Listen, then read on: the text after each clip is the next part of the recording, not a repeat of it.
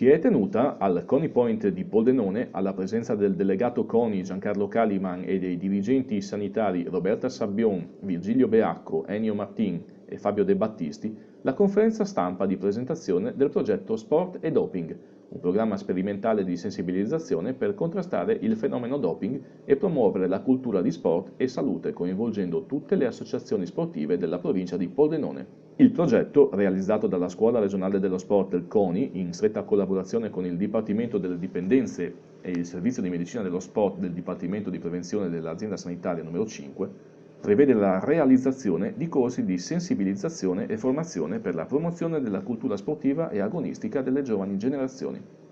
Destinatari del progetto sono formatori sportivi, istruttori, maestri dello sport, allenatori, insegnanti di educazione fisica e dirigenti di società sportive, che verranno formati da un'equipe di esperti professionisti quali medici dello sport, psicologi, pedagogisti, professionisti di scienze motorie, insegnanti di educazione fisica e funzionari del CONI.